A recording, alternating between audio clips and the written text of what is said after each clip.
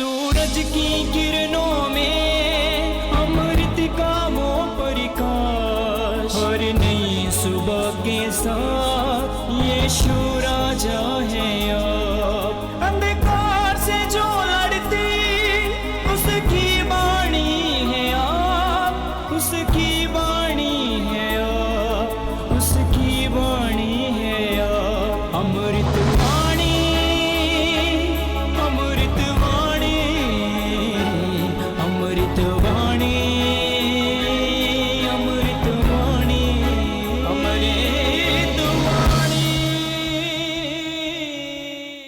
पहला पाठ निर्गमन ग्रंथ अध्याय 17 पद संख्या 3 से 7 तक।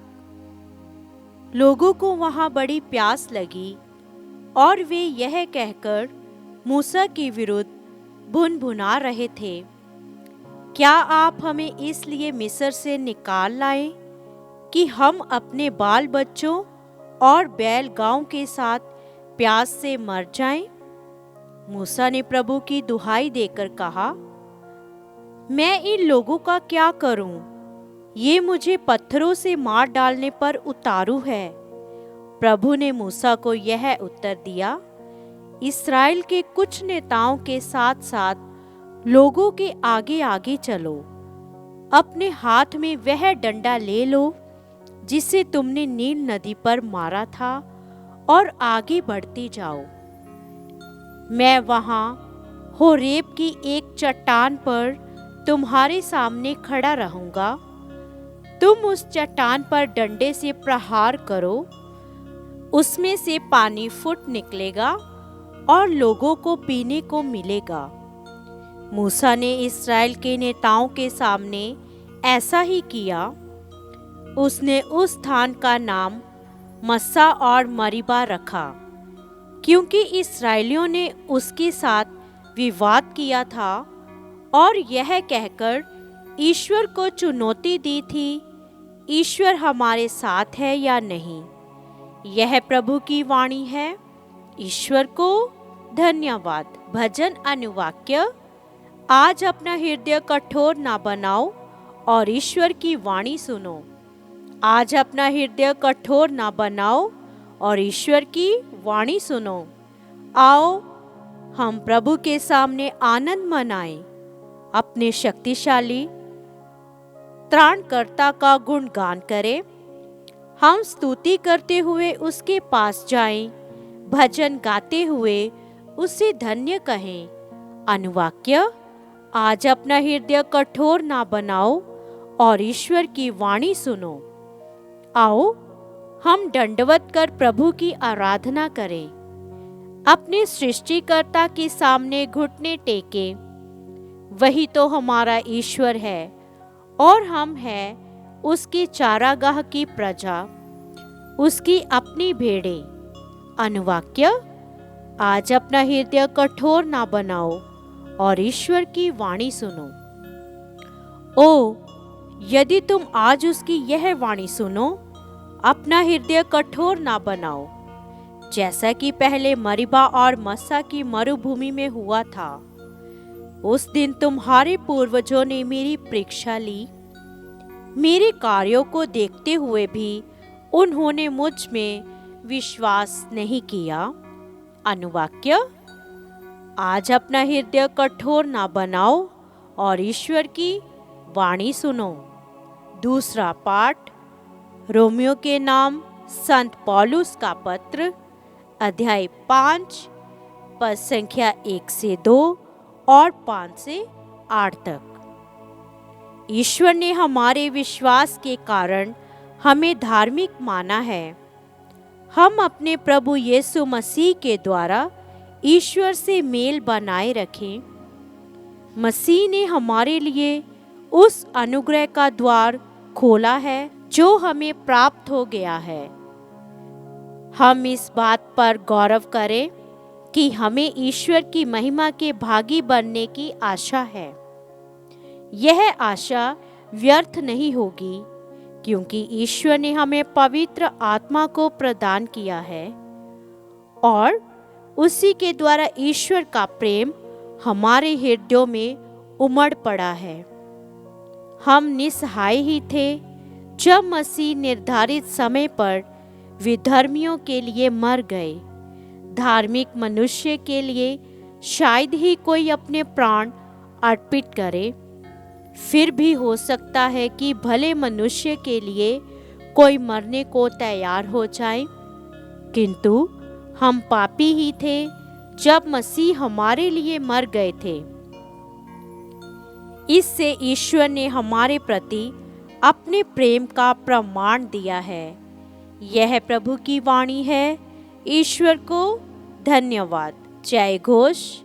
हे प्रभु, आप संसार के मुक्तिदाता है। मुझे वह संजीवन जल दीजिए जिससे फिर कभी प्यास ना लगे। संत यूहन्ना के अनुसार पवित्र सुसमाचार अध्याय 4 पद संख्या 5 से 42 तक। यीशु सामरिया के सिकार नामक नगर पहुंचे। वह उस भूमि के निकट था जिसे याकूब ने अपने पुत्र यूसुफ को दिया था। वहां याकूब का झरना था। यीशु यात्रा से थक गए थे, इसलिए वह झरने के पास बैठ गए। उस समय दोपहर हो चला था। एक सामरी स्त्री पानी खींचने आई। यीशु ने उससे कहा, मुझे पानी पिला दो, क्योंकि उनके शिष्य नगर में भोजन खरीदने गए थे। यहूदी लोग सामरियों से कोई संबंध नहीं रखते, इसलिए सामरी स्त्री ने उससे कहा, आप यहूदी होकर भी मुझ सामरी से पीने के लिए पानी मांगते हैं। यीशु ने उत्तर दिया, यदि तुम ईश्वर का वरदान पहचानती और ये जानती कि वह कौन है जो तुमसे कहता है मुझे पानी पिला दो, तो तुम उससे मांगती और वह तुम्हें संजीवन जल देता। स्त्री ने उससे कहा, महोदय, पानी खींचने के लिए आपके पास कुछ भी नहीं है और कुआं गहरा है, तो आपका वह संजीवन जल कहां से मिलेगा? क्या आप हमारे पिता याकूब से भी महान हैं? उन्होंने हमें ये कुआं दिया है। वह स्वयं, उनके पुत्र और उनके पशु भी उसमें से पानी पीते थे। यीशु ने कहा, जो कोई ये पानी पीता है उसे फिर प्यास लगेगी, किंतु जो मेरा दिया हुआ जल पीता है उसे फिर कभी प्यास नहीं लगेगी। जो जल मैं उसे प्रदान करूंगा वह उसमें वह स्रोत बन जाएगा जो अनंत जीवन के लिए उमड़ता रहता है। इस पर स्त्री ने कहा, महोदय, मुझे वह जल दीजिए जिससे मुझे फिर प्यास ना लगे और मुझे जहां पानी खींचने नहीं आना पड़े। यीशु ने उससे कहा, जाकर अपने पति को बुला लाओ। स्त्री ने उत्तर दिया, मेरा कोई पति नहीं है। यीशु ने उससे कहा, तुमने ठीक कहा है कि मेरा कोई पति नहीं है। तुम्हारे 5 पति रह चुके हैं और जिसके साथ अभी रहती हो वह तुम्हारा पति नहीं है। ये तो तुमने ठीक ही कहा है। स्त्री ने उससे कहा, महोदय, मैं समझ गई आप नबी हैं। हमारे पुरखे इस पहाड़ पर आराधना करते थे और आप लोग कहते हैं कि यरूशलेम में आराधना करनी चाहिए। यीशु ने उससे कहा, नारी, मैं तुम्हें विश्वास दिलाता हूँ कि वह समय आ रहा है जब तुम लोग ना तो इस पहाड़ पर और ना यरूशलेम में ही पिता की आराधना करोगे।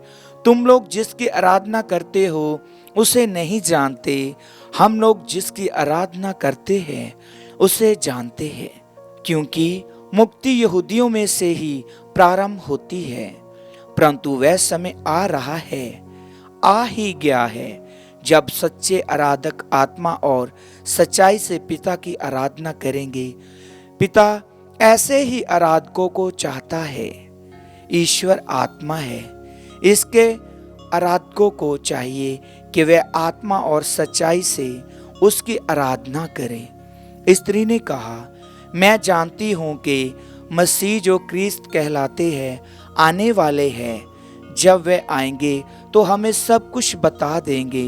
यीशु ने उससे कहा, मैं जो तुमसे बोल रहा हूँ वही हूँ। उसी समय शिष्य आ गए और उन्हें एक स्त्री के साथ बातें करते देखकर अचंभे में पड़ गए।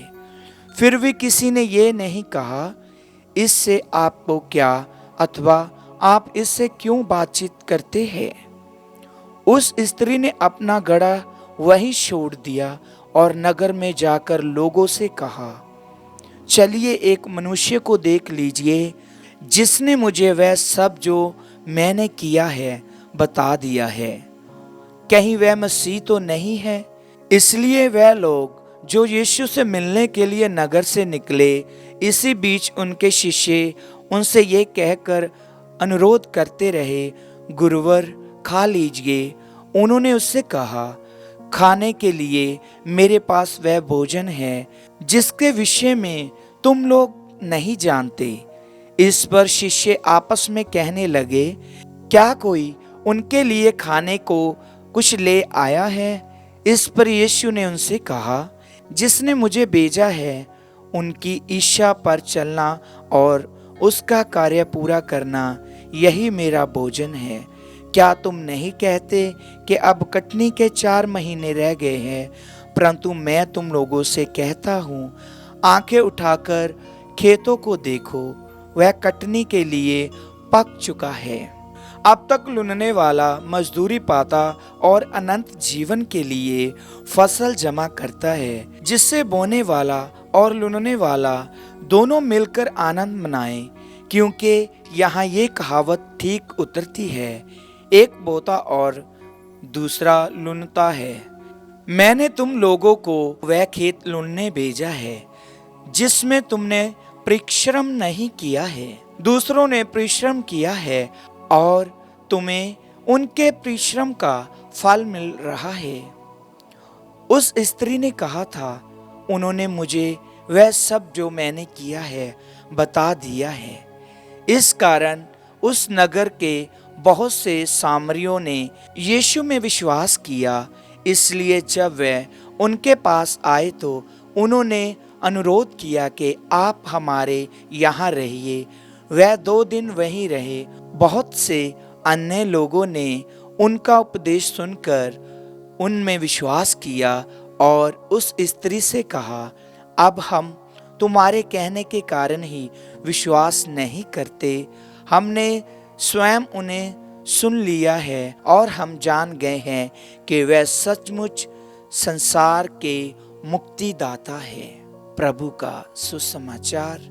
ख्रीस्त की जय।